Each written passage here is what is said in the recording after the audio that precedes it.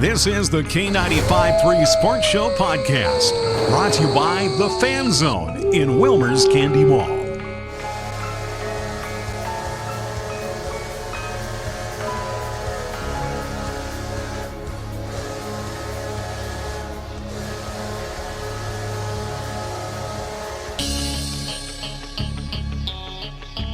Welcome to the K95.3 Sports Show podcast. My name is Beau Stamfus. As usual, if you like what you hear, hit the thumbs up on this video. If you like what you hear overall, hit the subscribe button. Right next to the subscribe button is a bell. If you hit that, you'll get push notifications to your cell phone every time a new episode comes out every Wednesday. Thank you to the Fan Zone for sponsoring the sports show. We appreciate them doing it. Get into the Candy Mall today. I'm also on Twitter, so make sure you check out at K95 3 Sports Show, at K95 3 Sports Show. I'm on there talking during the Twins. When the Vikings are coming up now, I'll be on there talking Vikings too. And let's just kind of go back and forth and have a little fun on Twitter. So follow me there. And right now we got, we'll get into our guest.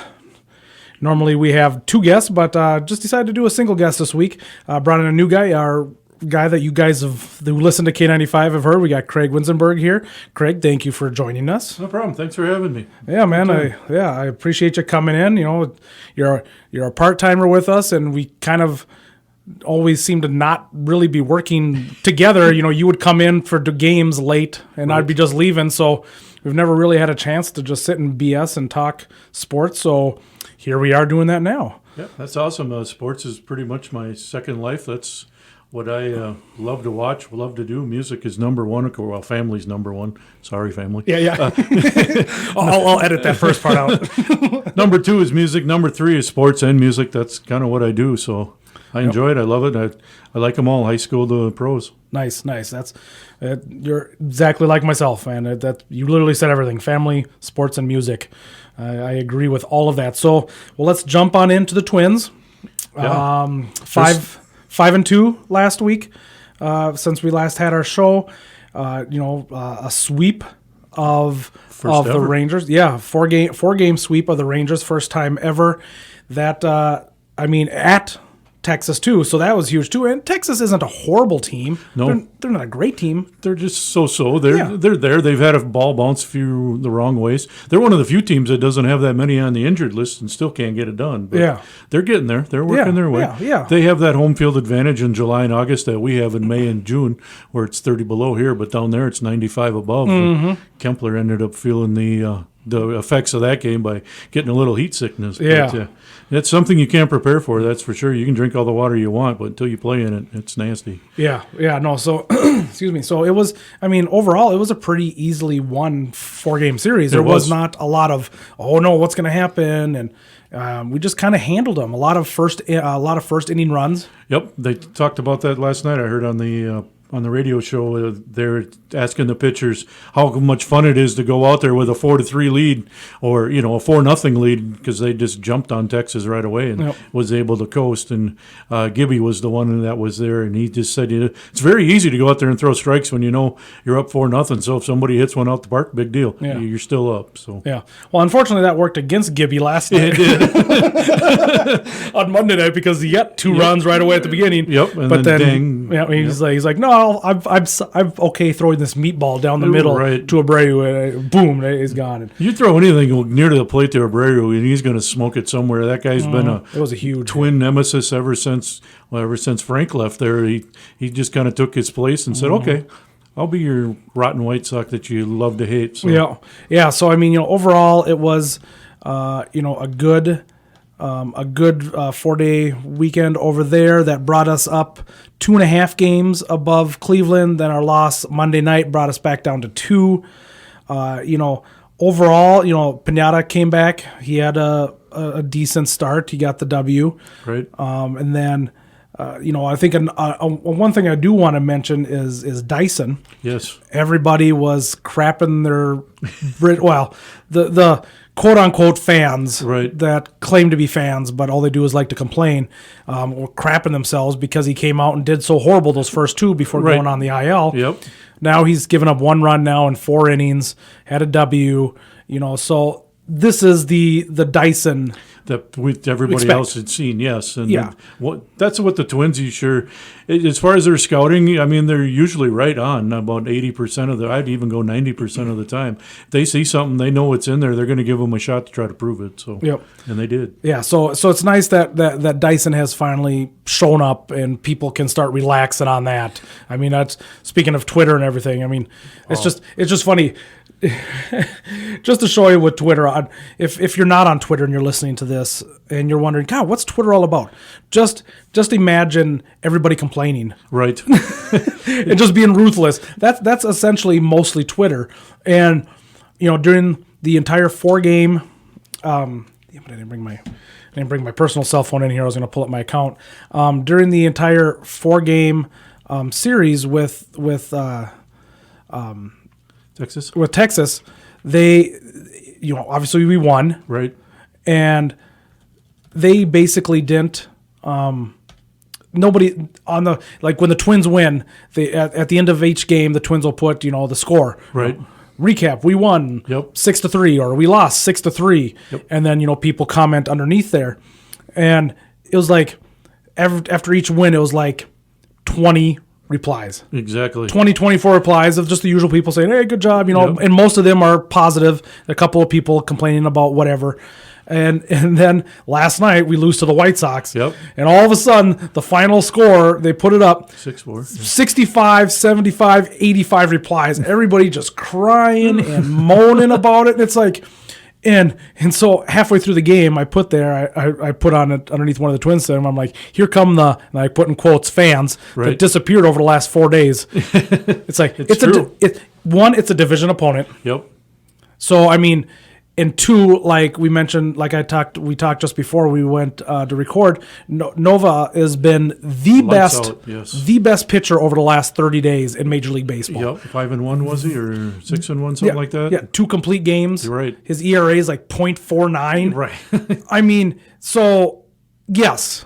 Should we have beaten the White Sox because if you look at their record and you look at our record, Probably. And we're at home? Yeah, technically. But when you have a pitcher that is just throwing smoke, Right.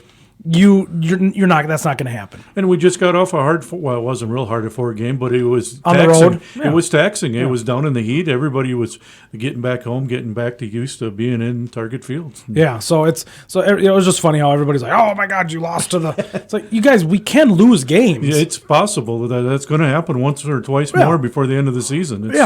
Just don't lose to Cleveland. That's all that matters. Exactly. And so, whatever. We'll see how they do Tuesday night here. Obviously, this is recorded Tuesday night. You guys will hear it Wednesday. Hopefully, the Mets can take out Cleveland for 2 games. That'd be nice. Yeah, that would be good.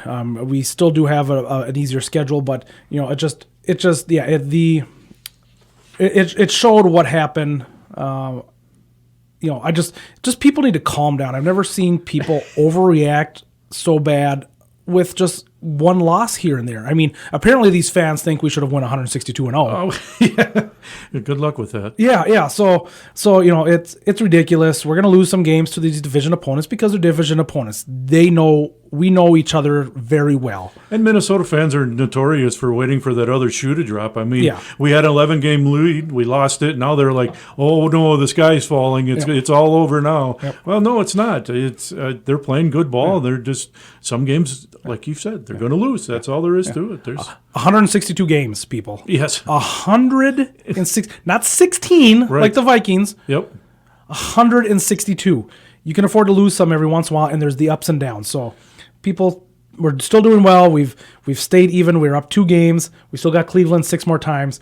One person who has really showed up and in Texas over the weekend was Gonzalez. Yep. I mean, I feel like he might be one of the keys for the future for the next month and a half if he comes around and continues to bat. I mean, overall on the season, he's brought it up to 270. He was kind of bouncing around the 250s there for a while. So I was a little disappointed in where he was on that. But over the last 7 days, he's batting .433, 13 for 30, 6 runs, 3 doubles, a home run, 9 RBIs. They showed also that he's just been manhandling Texas. Yes. The last time we played him, he just hit like crazy too. So if we could play Texas every game, Gonzalez would be batting over 500 on the season. But when we got him for Brian Dozier, I was like, "Ooh, Gonzalez, yeah, he did a lot for the Astros there in the end, and at least we got some World Series experience, blah blah blah." But I didn't know he could play third base like he did. He really stepped in when Miggy was out there. He really played a good third base for us to start. I think he was wasn't he? He was at least part of one of the triple plays. I know that, but I don't know if he was part of both. But yeah, I was really surprised. I thought he was second baseman all the way. And no, he's a great utility player. He played right field last night for Kempler while he was sitting out. Yep, and in outfield overall, he's good. Earlier in the year, he was kind of etchy. At first I was kind of like, I don't know if I like Marwin out there. I was there too. Yep, out in the outfield. So Gonzalez's bats come alive. Polanco's has finally come back alive. I mean, I have him on my fantasy team, so I know he has struggled over the last month. But over the last 7 days, 344, 8 RBIs, 7 runs scored.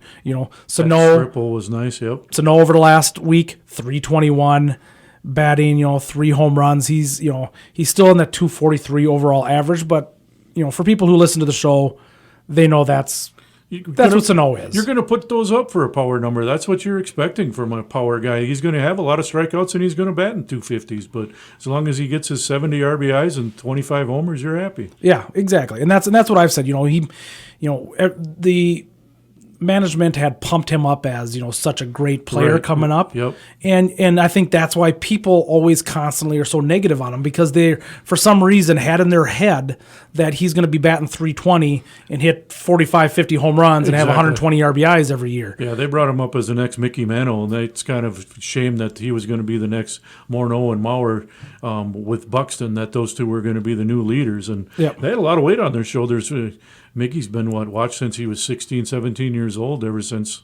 He's finally growing into his body, and he's finally learning to, all we need to do now is keep both of those guys healthy. We'll be all right. Yep. So that's going good. Arise, again, having a great week, So overall our hitting was pretty solid. Thank God Nelson Cruz returned last night. Had a good, nice RBI single in the first. That was key. Key to have him back. Crone's back. Yep, Crone's back. So we're starting to get healthy. We mentioned Pinata coming up with his first start over the weekend, or at the end of last week. So all we need is Buxton back. I don't know what's going on with that. They've been very hush-hush. I haven't seen nothing. They haven't even said what he's doing for rehab or where or anything. Yeah. He was at the Vikings practice, for crying out loud. and I'm like, well, if he's over there running around with the Vikings, why can't he be running around in center field? Exactly. And on a side note, the Vikings put up, who would you have in a race, Diggs or Buxton? And I was like, I'll take Buxton. No question. No question. I love Diggs. Right. But, Buxton could probably turn around towards the end and run backwards and still beat him. Yep. And so I just thought it was a funny. I get what they're doing, but people are saying Diggs on there. I'm like, no, you guys are delusional. I would pay Buxton 100%. The price of admission just to watch Buxton run around the bases. Mm-hmm. When he gets that, it looks like it could be a double but a triple. Mm-hmm. When he hits that third gear that nobody else has, it's fun to watch him just run. It's just like 5 steps in between bases. Yep. It's key to get him back. We need him to get it back. We need him to get it.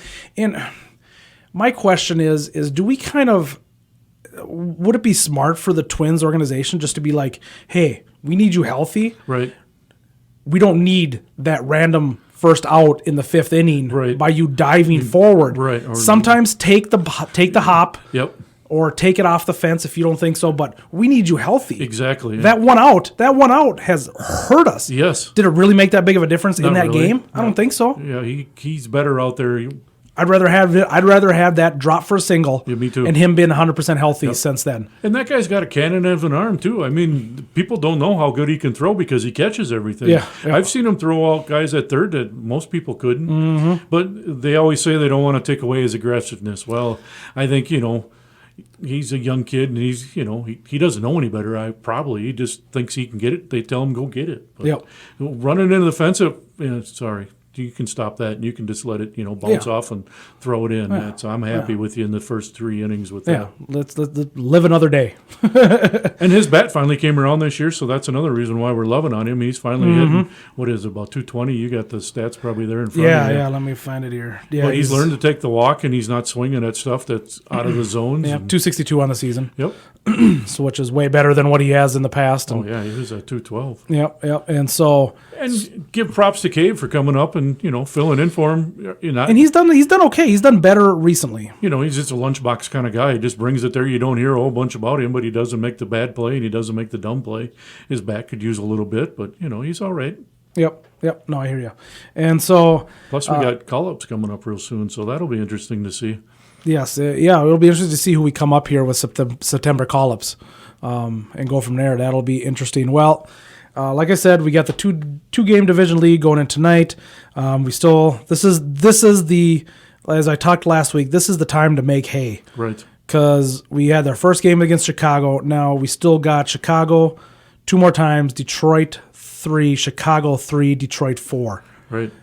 And then we finished the year with Kansas City, Detroit, and Chicago. So we finished good. So and then those are booked in between Boston, Cleveland, Washington, and Cleveland. But so this is the time it sucked that we lost last night, but like I said, we went up against a guy who has just been pitching crazy. We should hopefully be able to handle the rest of the week. Detroit, those are the games. I don't want to lose a game to Detroit. No, they're the worst game. They're the worst team in Major League Baseball. We should sweep them the whole way. It should be, Cabrera is always tough against us, but still, you have some fun with him and go out there. What I see here is I got Twins 38 games, 19 at home. 12 of them are only versus contenders.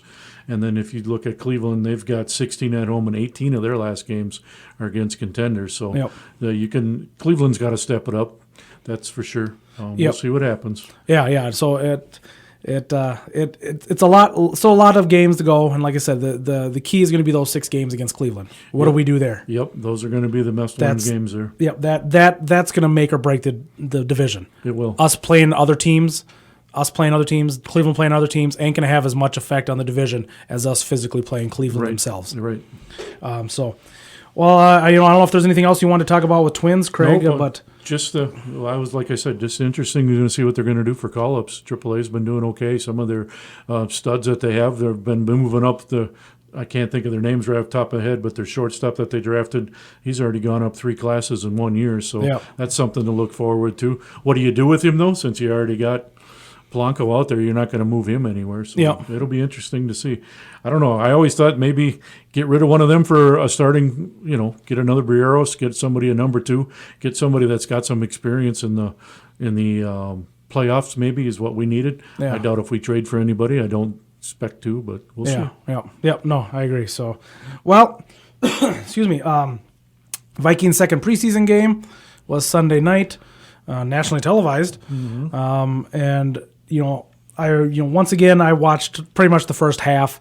I don't sit there and look at the 3rd and 4th stringers and the guys that are making the team. I don't worry about them too much. So I watched the first half. Overall, it was decent. Yeah, it was okay. It was okay. It was nothing. But once again, it's very dry. Right. Anyways. Everything scripted out for first probably 8 plays. It was nice to see Thielen make that over-the-shoulder catch in mid-form. It was nice to see that 23 running back Madison get his legs underneath him a little bit, maybe give Cook a little bit of a break. It'd be nice to see Cook, but then again, do you throw him out there, wreck his knee, and he's done for the year? No. You probably want to leave him where he is. And everybody's watching the offensive line, and that's all I pretty much paid attention to see if they gave Cousins any time back there to throw the ball. They did, so that's all you can ask. Yeah, overall they were pretty. I would say I'd probably give the O-line probably like a C+, B-. Right. Rushing was okay. There was a few times, maybe some blown blocking, but overall, once again, yes, I feel weird saying this because I'm always like, when people are freaking out, I'm just like, hey, it's preseason, settle down. But then I like to use preseason stuff to be like, well, look how good they're doing. Right. But still, a team not giving up a single sack in their first 2 preseason games, no matter if they're the first string or the 5th string. Right. That is crazy. That shows that's what's one of their things that they're working on at camp. That that they're not going to give up as many sacks as they did last year. So. Yeah, and they have to. Yeah, and I've seen already people, speaking of Twitter, on Twitter complaining about Klein. I guess I haven't noticed like horrible things about him. Me neither. I haven't seen anything. I don't think they called his number once for a penalty yet, as far as I remember. Yeah. Like I said, unless the guy he's blocking is forcing Cousins to get rid of it a little sooner or sacking him, which obviously that hasn't happened yet, or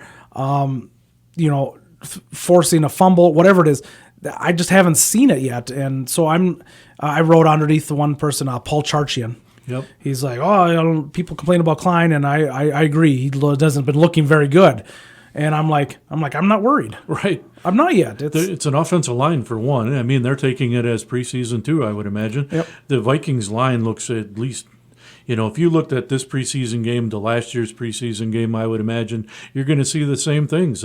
Last year, I remember we got Cousins out there, and I was like, oh boy, he's already running for his life during these preseason games. And, most of the players are going full speed because they got positions to win and jobs to win, but wow, I didn't get that feeling this year watching the first two preseason games. No, neither did I, and that's the key. It's like I think people are just complaining just to complain. Yes, classic example. But like I said, it's a preseason game. We have brand new. Also, O'Neal isn't next to him, right? So because he's injured, and once again another thing that's been kind of hush hush. I haven't heard anything. What's going on with him? What's expected? When is he supposed to be back? I haven't heard anything as well. They just kind of leave it out there like. Okay. Yeah, so I'm guessing it can't be too major. Right. I'm guessing if it was something that was going to go into the season that they might have said something by now, you would think, made a move or something. Yes, yeah. So obviously they got Hill next to him. So I mean that's going to hurt Klein a little bit anyways when you have a lesser talent next to you. Right. And once O'Neal comes back, and once we continue to work on the new zone blocking. The just getting everything down with Bradbury as a rookie, right? Calling the stuff on the center. Plus for the the new offensive offensive line. coordinator, they're getting used to that too as well. And I would imagine everything's going to run through Cooks this year. How Cooks does is how the Vikings does. That's kind of my. I don't know if that's what I've been hearing and that's what I'm believing. Yep. But, last year was throw it up and see what Thielen and Diggs can do for you. Yep. This year, I think if we can get a run game going, it's going to help Cousins out just that much more. Yep. Everybody, like you said, jumping off the bandwagon last year on Cousins. Why did we spend so much money? He never can win the big game. He never, Well, he didn't have really much to work with, really, and he still had one of his better years career. So I think it's a positive there. You look at our division, maybe Green Bay will give us a couple good games. I'm looking out for Chicago more than I'm looking out for anybody else. Yeah, year. Definitely. I'm definitely. I agree. I'm interested to see what the Bears will do. It's kind of the Bears' MO though to explode for 1 year. Yep. And have a great year, and then be average, and then be crap again for a couple of years, then explode to a great year, then be average, and then be crappy for a year, and then explode. It's just a cycle that they've been doing for the last 20 years. Well, they've had no consistency there. It's been a new head coach every 2 years at least there. So and so I mean, their defense is definitely nothing to shy about. But once again, they led the league in takeaways last year. Right. That reminds me of New Orleans when they beat us in the NFC Championship game, and then they ended up winning. They had a crazy amount of turnovers, right? And that's the way the Bears were. Yep. That you cannot count on that. You can't this year. You can't expect that they're going to get that many. Their middle linebacker came over, gave them a big boost, and he kind of set the tone for them for a little while. Is that going to happen again this year? You don't know. You'll have to wait and see. Yeah, that's the key. It's a whole new season, and nothing. Just because they did well last season doesn't mean they're going to do well this season. So, overall, I will mention Zylstra was back on the field. Yep, got a touchdown. I think about 5 receptions on the game too. So that was good to see him back in there because I think he needed to show that he can still do the job because I think he's teetering on not making the team. They were talking about that on the national TV broadcast that he's right there on the cusp. But then I went back and listened to the. NFL Network had the Vikings broadcast of the PA and PA, and those are they're saying he's already on the team that he's going to make because of his special teams and everything else. But is he going to take over BB's spot? He might have to wait for somebody to get injured before he sees some. But they were talking, the similarities between him and Thielen about he small town school, small college. Thielen, they said that they found Zylstra down in Arizona, just working odd jobs and working out for different teams. And the Vikings just really loved his work habits and everything else, and they brought him along. Yep. Yeah, I was kind of curious why he left the CFL, but, if you're going to get a shot at the pros, well, then you got to go for the pros. I mean, why play AAA all your life if you can go? Yeah, would you rather be the best AAA player, or would you rather be a major league player? But, right.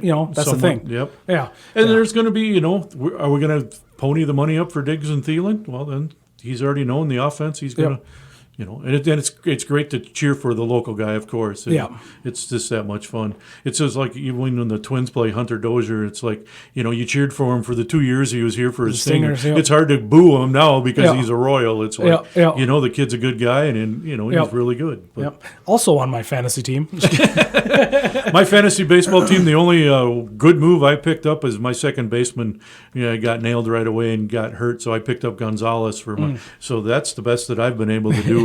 And I picked up. I was able to trade for Barreros right away, and all I had to give up was a first baseman, Freddie Freeman. I wish I had Freddie now, but that's okay. My playoffs hopes are pretty much in the tank. So other than that, we got the coveted third preseason coming up here. The favorite one to watch. Yep, and so we will see how that lays out. Next week's episode is going to be I'm going to be having Mark and Ryan from the Stingers coming in to do a season review. I haven't decided yet. I might, because of the third preseason game, I might just do a quick little snippet about the Vikings and maybe about the Twins, depending on it. But it's just going to be a short little bit, and it's going to be mostly Stingers. Cool. So definitely for the listeners, if you're a Stingers fan, check out next week. I'll have Mark and Ryan. They're actually coming in tomorrow morning to record for that. So we'll just be talking about their season and go from there. But, other than that, I think we'll kind of leave it at that. Craig, thank you for joining me today. Thank you, Wilmer, for upping up with the Stingers again and keeping that going. That's a cool thing. I think it's a great thing.